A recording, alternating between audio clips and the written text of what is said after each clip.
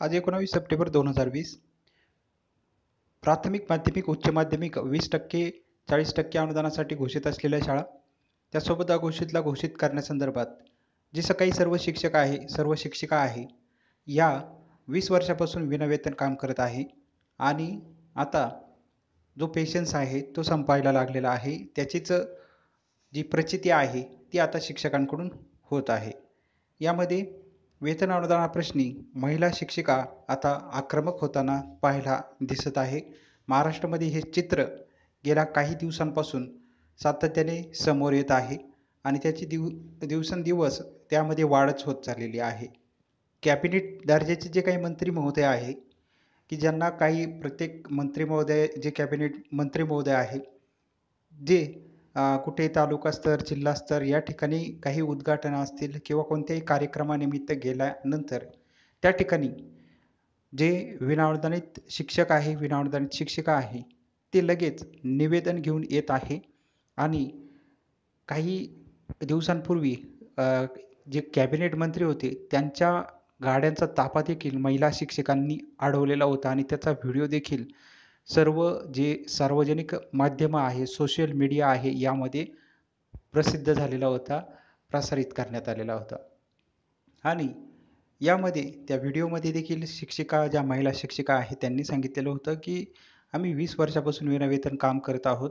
याआधी देखील आपण अनेक वेळा आश्वासनं दिलेली आहे. आपण आपल्या पक्षातील जे काही आमदार महोदय असतील किंवा कॅबिनेट दर्जाचे मंत्री महोदय असतील, यांनी देखील आश्वासनं दिलेली होती आणि त्याचसोबत आर्थिक तरतूद देखील करण्यात आलेली आहे आणि अजून देखील वेतन अनुदानाचा जो शासन निर्णय आहे, तो निर्गमित झालेला नाहीये.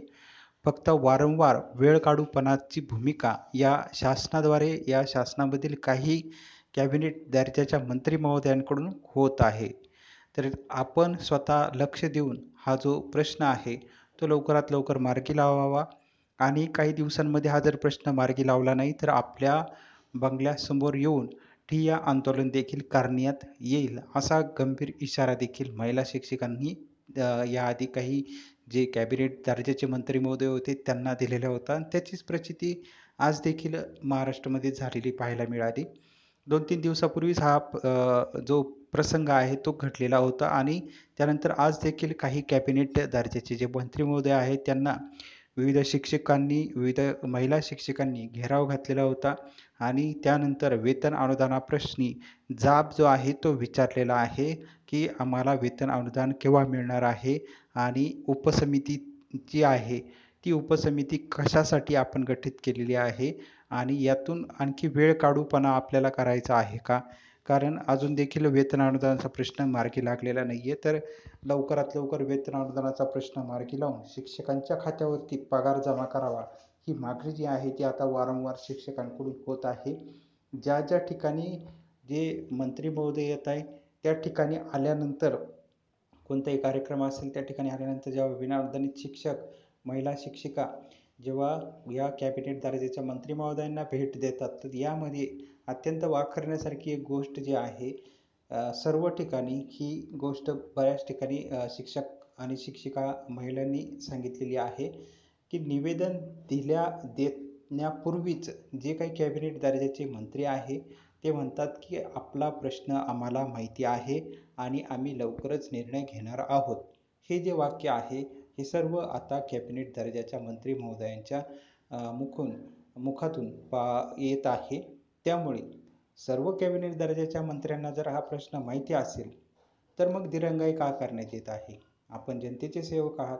जनतेचे जर सेवक असाल, तर आपण हा प्रश्न लवकरात लवकर मार्गी लावला पाहिजे आणि त्यामुळे यामध्ये वारंवार दिरंगाई का केली जात आहे? शिक्षण विभागामध्ये जो आर्थिक निधी यायला पाहिजे, मग त्यामध्ये शिक्षण विभागावरती अन्याय केला जात आहे का निधी वितरणामध्ये? असा देखील प्रश्न हा शिक्षकांना पडलेला आहे. आणि काही दिवसांपूर्वीच एस-टी महामंडळाच्या कर्मचाऱ्यांना अनेक दिवसांपासून वेतन नव्हतं. तेही बिचारे अनेक महिन्यांपासून विनावेतन त्यांचा देखील जो कुटुंब आहे, ते अत्यंत आर्थिक विवंचनेतून जात होतं आणि त्यामुळे त्यांना देखील पगार मिळणं गरजेचं होतं. मग त्यांना पगाराची जी तरतूद जी आहे ती लगेच झाली आणि त्यानंतर पुढील पगाराकरिता देखील तरतूद करण्याच्या संदर्भात प्रक्रिया सुरू झालेली आहे. मात्र 20 वर्षापासून शिक्षण विभागाअंतर्गत येणारे शिक्षक जे आहे त्यांना मात्र अजून कुठल्याही पद्धतीने वेतन मात्र दिलं जात नाही आणि त्यामध्ये विविध अटी शर्ती घातल्या जातात. एका पक्षाचे जे काही कॅबिनेट मंत्री आहेत ते दुसऱ्या पक्षाकडे बोट दाखवतात. दुसऱ्या पक्षाचे कॅबिनेट मंत्री तिसऱ्या पक्षाकडे बोट दाखवतात. तिसऱ्या पक्षाचे कॅबिनेट मंत्री पहिल्या 2 पक्षांकडे बोट दाखवतात. असं जे वातावरण आहे, हा समन्वयाचा अभाव जो आहे, तो महाराष्ट्रामध्ये सर्वांना पाहायला मिळत आहे. त्यामुळे प्रश्न सोडवायचे आहे की नाही? कारण आता अनलॉक जे आहे, महाराष्ट्रामध्ये बऱ्यापैकी अनलॉक झालेला आहे. महसूल देखील बऱ्यापैकी गोळा होत असेल. मग तरी देखील महसूलचं कारण सांगून देखील शिक्षकांना वेतनापासून वंचित कोण ठेवत आहे? हा देखील प्रश्न आता महाराष्ट्रातील सर्व शिक्षकांना पडलेला आहे. कारण अनेक दिवसांपासून सर्व दुकानं वगैरे जे आहे हे सुरू झालेले आहे. काही कारखाने जे आहे काही प्रमाणामध्ये देखील सुरू झालेले आहे. मग आता यामधून येणारा रोड सुरू झालेले आहे, टोलनाके सुरू झालेले आहे. त्यानंतर मद्य विक्री देखील गेल्या कित्येक दिवसापासून सुरू आहे. त्यामुळे याच्यामधून येणारा किंवा रोडचं काम असेल, त्यानंतर कन्स्ट्रक्शन असेल, उद्योगधंदे असतील, रोजगार असेल, इतर जे काही ज्यामधून महसूल येतो तो महसूल ज्या क्षेत्रामधून जास्तीत जास्त येतो ते सर्व क्षेत्र हे गेले कित्येक महिन्यांपासून सुरू आहे. मग आता हे महसूलचं कारण देऊन शिक्षकांना एका पद्धतीने अनुदानापासून वंचित ठेवण्याचा घाट कोण करत आहे? कोण याकरिता प्रयत्न करत आहे? आणि त्यामुळे दाखवायचे दात वेगळे आणि खायचे दात वेगळे असा प्रकार जो आहे तो आता मात्र शिक्षकांना पाहायला मिळत आहे. आणि त्यामुळे आता येत्या काळामध्ये काय होणार हे देखील पाहणं औत्सुक्याचं ठरणार आहे. परंतु वारंवार यामध्ये महिला शिक्षिका ज्या आहेत त्या आक्रमक झालेल्या आहे आणि लवकरात लवकर हा जर प्रश्न मार्गी लावला नाही तर शिक्षकांचे जे पेशन्स आहे ते आता संपत चाललेले आहे आणि याचाच उद्रेक जो आहे तो उद्रेक व्हायला सुरुवात झालेली आहे. काही दिवसांपूर्वी आमदार निवासावरती काय झालेलं होतं याची प्रचिती सर्व शिक्षकांना, सर्व आमदारांना, सर्व कॅबिनेट दर्जाच्या मंत्र्यांना आलेली आहे. आणि त्यामुळे भविष्यामध्ये याच्यापेक्षा देखील महाभयानक परिस्थिती जी आहे ती ओढवली जाऊ शकते. ही सुरुवात झालेली आहे. त्यामुळे आपण संकट ओळखून शिक्षकांवरील जे संकट आहे ते आपण जर स्वतःला राज्यकर्ते जर म्हणून घेत असाल, जनतेचे सेवक म्हणून घेत असाल, जनतेमधील जनतेचे राजे आहे, जनतेची सर्व नस आपल्याला माहिती आहे, जनतेचे सेवक म्हणू शकता किंवा वेगवेगळ्या ज्या उपाधी लावून घेत असतात विविध पोस्टरबाजी करत असताना, विविध श्रेय घेत असताना पोस्टरबाजी जेव्हा केली जाते, तर त्यामध्ये असे शिक्षकांवरती जर संकट येत असतील, किती शिक्षकांचा अजून मृत्यू होण्याची वाट पाहणार आहे? याला कारणीभूत कोण आहे? शिक्षकांच्या होणाऱ्या मृत्यूस कारणीभूत कोण आहे? शिक्षकांना होणाऱ्या आजाराला कारणीभूत कोण आहे? आणि मग याचा जर उद्रेक जर झाला, तर तो उद्रेक मात्र कोणत्याही सरकारला परवडणारा नसणार आहे. कारण याआधी देखील शिक्षकांवरती लाठी हल्ला झालेला होता आणि त्याचा परिणाम काय झाला हे देखील पाहिलेलं होतं. आता देखील शिक्षकांवरती गुन्हे दाखल करण्यात आलेले आहे. मागील सरकार आणि या सरकारमध्ये जर बदल जर बघितला तर मागच्या सरकारने शिक्षकांवरती लाठी हल्ला केलेला होता. परंतु या सरकारने शिक्षकांचं जे करिअर आहे ते कागदोपत्री त्याच्यावरती गुन्हे जे आहेत ते दाखल करण्यात आलेले आहे. असा फरक जो आहे तो मात्र शिक्षकांना पाहायला मिळत आहे. म्हणजे डायरेक्टली अनेक कलमं लावून जे काही शिक्षक गांधीजींनी दिलेल्या ज्या अहिंसेच्या सत्याग्रहाच्या मार्गाने आंदोलन करण्याचा बाबासाहेब आंबेडकरांनी ते संविधान दिलेलं आहे. त्यामध्ये देखील सांगितलं गेलेलं आहे. व्यक्ती स्वातंत्र्य आहे भारतामध्ये आणि मग ज्या व्यक्ती स्वातंत्र्याची हत्या ही एका पद्धतीने होत आहे, असं देखील आता चित्र महाराष्ट्रामध्ये सध्या उपस्थित झालंय का असा प्रश्न पडायला लागलेला आहे. कारण आंदोलन करणाऱ्या शिक्षकांवरती जर गुन्हा दाखल होत असेल तर निश्चित महाराष्ट्रातील सर्व शिक्षकांकडून याचा निषेध जो आहे तो नोंदवलेला आहे. 62,500 शिक्षकांकडून याचा निषेध नोंदवलेला गेलेला आहे. त्यामुळे आता येत्या काळामध्ये काय होणार हे देखील पाहणं औत्सुक्याचं ठरणार आहे.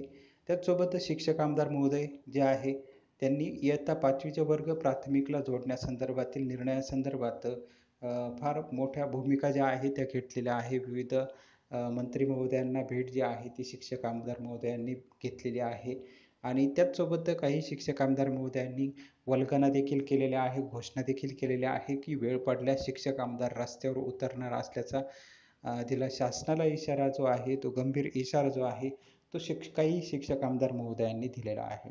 आता जर सर्वच शिक्षक आमदारांचा विचार करायचा जर ठरला, तर शिक्षक हे मतदार आहे आणि शिक्षक मतदार असल्यानंतर शिक्षक मतदान करता, शिक्षकांचे प्रश्न सोडवण्याकरिता शिक्षक आमदार असतात. परंतु शिक्षकांना 20 वर्षापासून वेतन नाही आहे. हा 20 वर्षापासूनचा प्रश्न आहे. त्याकरिता मात्र अजून देखील शिक्षक आमदारांनी अशी भूमिका मात्र कधी घेतलेली पाहायला मिळालेली नाही आहे. का जे काही आमचे मतदार आहे, ज्यांनी आम्हाला निवडून दिलेलं आहे, ज्यांच्या जीवावरती आम्ही निवडून आलेलो आहे, ज्यांनी आम्हाला मतदान केलेलं आहे आणि ज्यांच्या जीवावरती आता आम्हाला हे पद मिळालेलं आहे, ज्यांच्या जीवावरती आम्हाला हा मानपान मिळत आहे. तर त्यांचे जे काही प्रश्न आहे, ते मात्र ते बिचारे उपाशीच आहे आणि आम्ही मात्र विविध जे काही सर्व शासकीय सुविधा आहे, पेन्शन भविष्यामध्ये पेन्शन मिळणार आहे शिक्षक आमदारांना. या योजनेचा निश्चित फायदा मिळवून घेऊ. पण ज्यांनी आम्हाला या पदावरती बसवलं आहे, त्यांचा मात्र आम्हाला आता विसर पडलेला आहे.